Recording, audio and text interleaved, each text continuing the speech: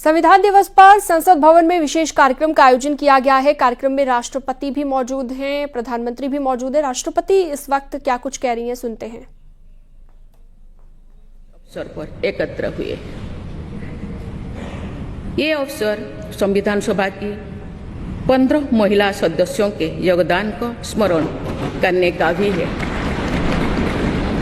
हमें उन अधिकारियों के अमूल्य योगदान को भी याद रखना चाहिए जिन्होंने नेपथ्य में रहकर काम किया। उनकी कार्यनिष्ठा ने संविधान निर्माण की प्रक्रिया को सुचारू रूप से आगे बढ़ाया। उनमें प्रमुख भूमिका श्री BN राव की थी, जो संविधान सभा के संवैधानिक सलाहकार थे। मैं संविधान सभा के सचिव श्री HBR अंगगर, संयुक्त सचिव श्री SN मुखर्जी और उप सचिव श्री जुगल किशोर खन्ना को भी उल्लेख करना चाहूँगी। माननीय सांसदगण, स्वतंत्रता के 75 वर्ष पूर्ण होने पर मैं सभी देशवासियों ने आज़ादी का अमृत महोत्सव मनाया। आगामी 26 जनवरी को हम अपने गणतंत्र की 75वें वर्षगांठ मनाएंगे। इस तरह के समारोह हमें अब तक की यात्रा का अवलोकन करने और आगे की यात्रा की बेहतर योजना बनाने के अवसर प्रदान करते हैं। ऐसे समारोह हमारी एकता को मजबूत बताने की तथा ये दर्शाते हैं कि राष्ट्रीय लक्ष्यों को प्राप्त करने के प्रयासों में हम सब एक साथ हैं। हमारे स्वाधीनता संग्राम के दौरान अनेक महान विभूतियों ने हमारे राष्ट्रीय आदर्शों को रेखांकित किया था। हमारी संविधान सभा में हमारे देश की विविधता को अभिव्यक्ति मिली थी। संविधान सभा में सभी प्रांतों और क्षेत्र के प्रतिनिधियों की उपस्थिति से अखिल भारतीय चेतना को शोर मिला था।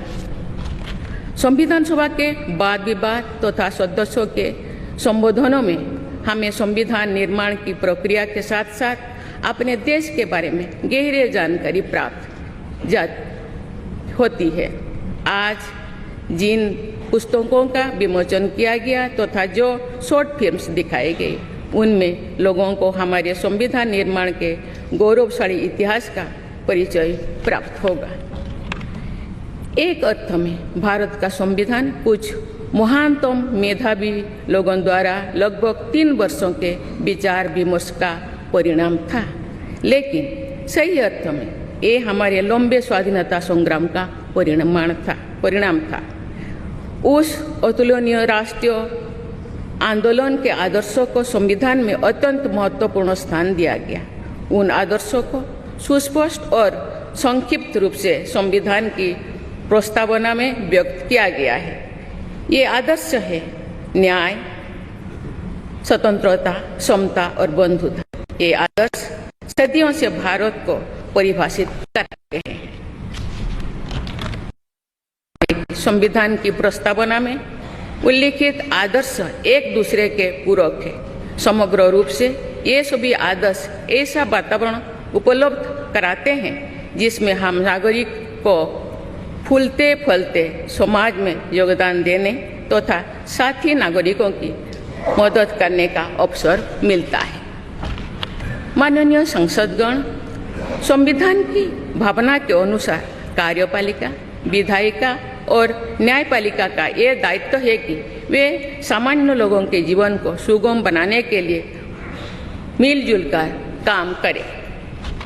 संसद द्वारा पारित किए गए अनेक अधिनियमों से जन आकांक्षाओं को अभिव्यक्ति मिली है। देश के आर्थिक एकीकरण के लिए स्वतंत्रता के बाद का सबसे बड़ा टैक्स सुधार गुड्स एंड सर्विसेज टैक्स को के रूप में किया गया है। वर्ष 2018 में राष्ट्रीय पिछड़ा वर्ग आयोग को संवैधानिक दर्जा प्रदान किया गया है। वुमेन लेड डेवलपमेंट की सोच को यथार्थ रूप देना सामाजिक न्याय के संवैधानिक आदर्शों को प्राप्त करने के लिए अनिवार्य है। नारी शक्ति बंधन अधिनियम द्वारा हमारे लोकतंत्र में महिला सशक्तिकरण के एक नए युग की शुरुआत की गई है। दंड के स्थान पर न्याय तथा अपराध के स्थान पर सुरक्षा की भावना पर आधारित भारतीय न्याय संहिता, भारतीय नागरिक सुरक्षा संहिता और भारतीय साक्ष्य अधिनियम को पारित करके सांसदों ने आधुनिक सोच को अपनाने का प्रभावशाली परिचय दिया है।